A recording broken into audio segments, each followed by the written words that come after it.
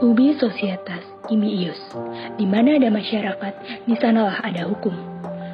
Begitu pula yang terjadi di media sosial. Seiring dengan perkembangan zaman saat ini, media sosial tak hanya berperan sebagai alat komunikasi, melainkan sudah menjadi alat transaksi, hiburan, dan pemenuh kegiatan sehari-hari. Perkembangan teknologi, terutama dalam dunia maya, memaksa pemerintah untuk menghadirkan hukum di dalamnya. Hal tersebut tentu saja dilandasi dengan semakin banyaknya kasus kejahatan cyber yang terjadi di media sosial, seperti penipuan, ujaran kebencian, tindakan diskriminasi, dan tindakan asusila lainnya. Tentu saja hal ini direspon oleh Kepolisian Republik Indonesia dengan memberlakukan patrol cyber untuk menindak kejahatan di media sosial. Namun, sudah tepatkah langkah pemerintah dalam menegakkan hukum di media sosial dengan mengadakan patrol cyber?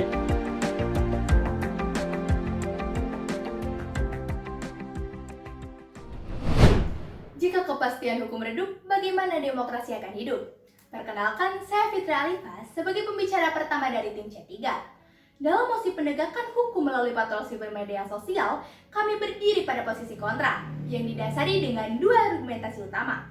Yang pertama, patrol siber melanggar prinsip due process of law negara Indonesia. Dan yang kedua, patrol siber berpotensi mencederai hak atas kebebasan berpendapat. Dalam hal ini, patrol siber merupakan salah satu bentuk tugas dari polisi siber yang didasari dengan surat edaran Kapolri dengan nomor SE-2/11/2021 tentang kesadaran budaya beretika untuk mewujudkan ruang digital Indonesia yang bersih, sehat, dan produktif. Dan menurut M.L. Kane, media sosial adalah segala bentuk media komunikasi interaktif yang memungkinkan terjadinya interaksi dua arah. Adapun keberadaan patrol siber ini dilatar belakangnya atas kekhawatiran pemerintah terhadap penyebaran hoax dan ujaran kebencian di media sosial. Namun, apakah kebijakan patrol siber dapat dijadikan sebagai solusi atau justru menciptakan permasalahan baru?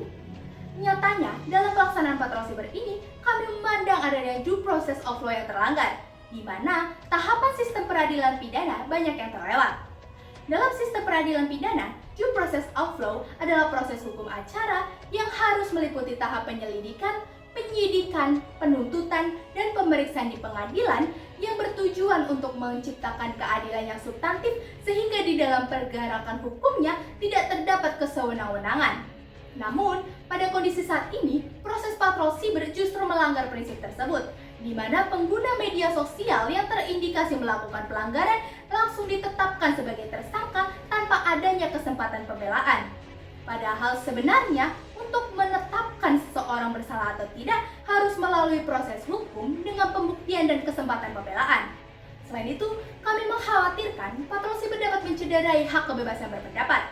Pasal 28 ayat 3 mengamanatkan bahwa negara harus dapat menjamin kebebasan berpendapat.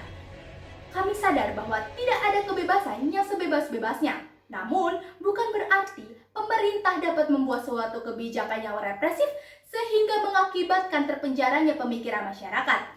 Dari kekhawatiran ini, kami memiliki solusi berupa sistem online dispute resolution yang berbentuk mediasi online agar pengguna media sosial dapat melakukan pembelaan dibandingkan dengan pengadaan patrol siber ini yang menjadikan ruang siber bagaikan penjara. Solusi ini kami dasarkan terhadap penyelenggaraannya sesuai dengan pasal 15 ayat 2 Undang-Undang ITE. Maka, kami selaku tim kontra sekali lagi menegaskan bahwa kami tidak setuju pada mosi kali ini demi melindungi hak kebebasan berpendapat masyarakat agar tidak terlimitasi oleh aturan yang manipulatif. Eksistensi patrol siber nyatanya tak menimbulkan keadilan, namun justru menimbulkan kekhawatiran. Perkenalkan, nama saya Farah Karisa, selaku pembicara kedua dari tim C3. Negara Indonesia adalah negara hukum. Demikianlah bunyi pasal 1 ayat 3 Undang-Undang Dasar Negara Republik Indonesia tahun 1945. Menurut FEDC, salah satu aspek penting negara hukum adalah due process of law. Due process of law sangatlah penting dalam melindungi tersangka dan terdakwa dari kesewenang-wenangan. Oleh sebab itu, negara harus memberikan jaminan, perlindungan, dan pemenuhan hak-hak tersangka dan terdakwa. Menurut Marjono Reksodiputro, salah satu asas utama dalam due process of law adalah asas praduga tidak bersalah, yang diartikan sebagai seseorang dianggap tidak bersalah hingga pengadilan menyatakannya bersalah. Asas tercederai karena patroli siber secara implisit menyimpulkan pengguna media sosial bersalah dan konten yang dianggap tidak layak, sehingga harus dihapus. Hal inilah yang menjadi permasalahan karena bertentangan dengan sistem peradilan pidana di Indonesia. Lebih lanjut, kerangka penegakan hukum dalam bingkai sistem peradilan pidana pun mengalami pergeseran diferensiasi fungsional pada kewenangan kepolisian, di mana seharusnya ia hanya memiliki kewenangan menduga peristiwa pidana dan mengumpulkan alat bukti dalam proses penyelidikan dan penyidikan. Pada status quo, kewenangan patroli siber bertentangan dengan kewenangan absolut dari pengadilan untuk menentukan seseorang benar atau salah dari suatu perkara. Sehingga patroli siber ini merupakan tindakan ekstralegal dalam kewenangan kepolisian. Secara psikologis, kewenangan patroli siber untuk menginstruksikan penghapusan konten yang diduga melanggar menciptakan ketakutan di masyarakat. Minimnya pembelaan diri pada masyarakat terhadap tindakan patroli siber ini berpotensi mencederai hak asasi manusia. Seakan-akan negara berusaha mengatur isi kepala warga negaranya dengan menentukan informasi apa saja yang boleh dan tidak boleh diakses di media sosial. Konten yang dihapus pun belum dinyatakan bersalah melalui proses pengadilan. Hal tersebut membuktikan bahwa negara tidak menjamin kebebasan, kepastian hukum, hak atas kebebasan berpendapat. Selain itu, Dewan Juri terhormat, eksistensi patroli siber juga berpotensi mencederai hak asasi manusia untuk mengemukakan pendapat di media sosial. Sebagai negara demokrasi, kemerdekaan berpendapat menjadi elemen utama dalam masyarakat kita. Menurut Franklin Delano Roosevelt dalam bukunya The Fourth Freedom, ada 4 kebebasan yang melekat dalam diri manusia, yaitu salah satunya adalah freedom of speech.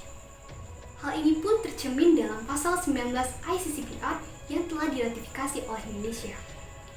Dengan secara langsung menyatakan suatu konten bertentangan dengan peraturan perundang-undangan dan memperingatkan untuk menghapus konten tersebut tanpa melalui proses pemeriksaan dan pembuktian di pengadilan, hal ini membuat hak atas kebebasan berpendapat yang diatur dalam instrumen hukum berpotensi dilanggar.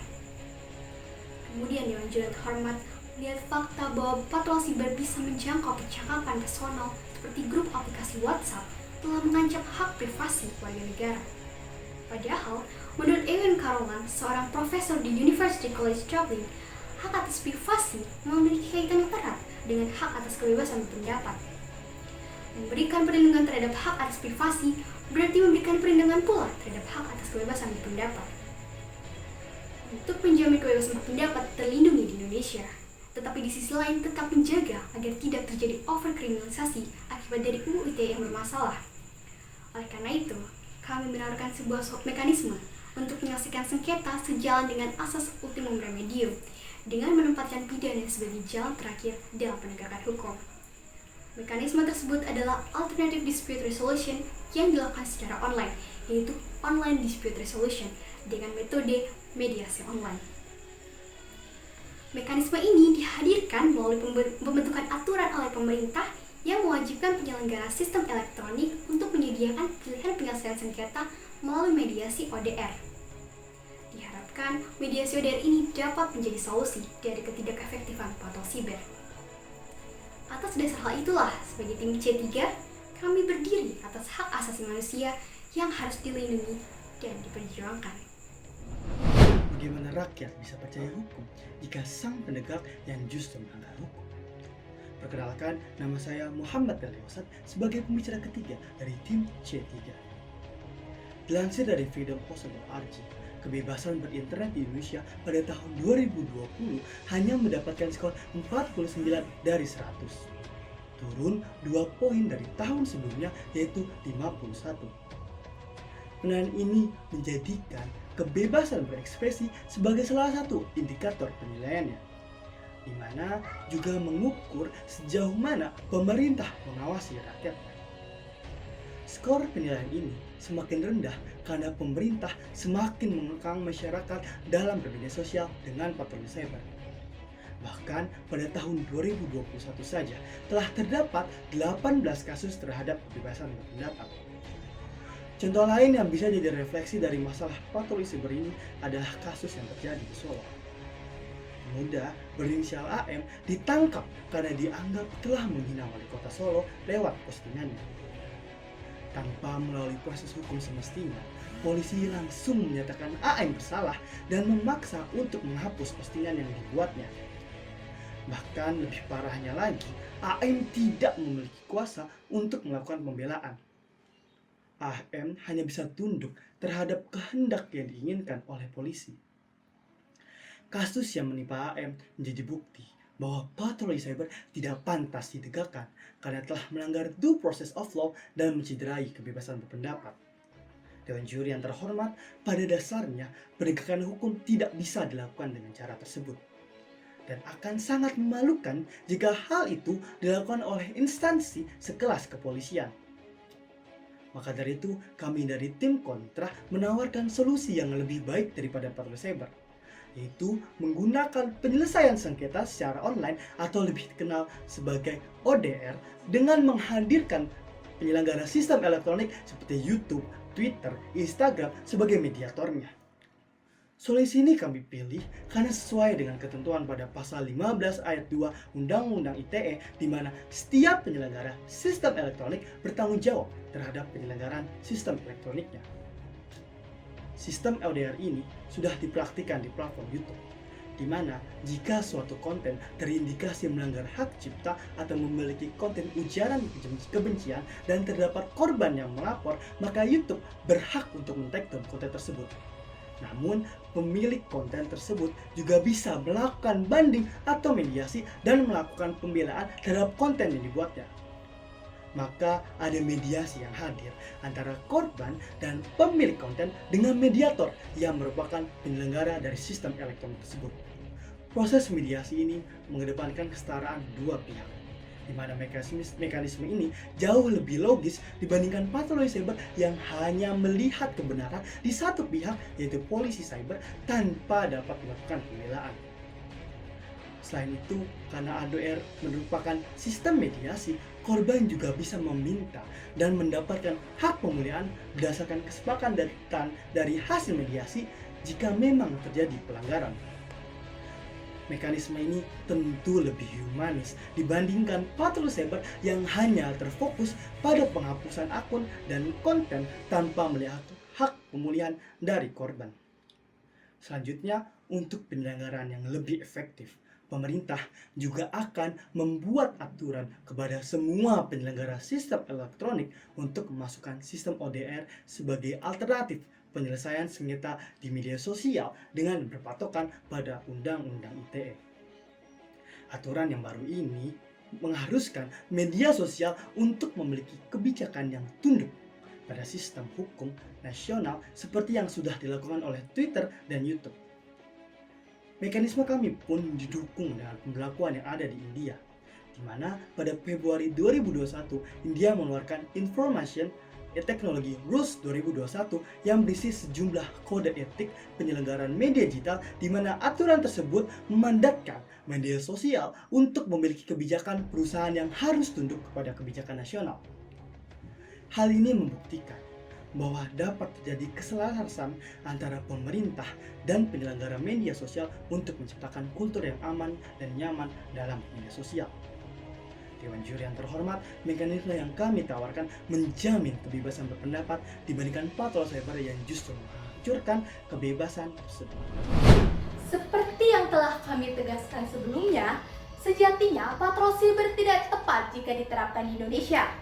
Potensi lahirnya kepemimpinan yang represif dan kematian demokrasi menjadi kekhawatiran besar bagi masyarakat Indonesia apabila patroli cyber ini diberlakukan.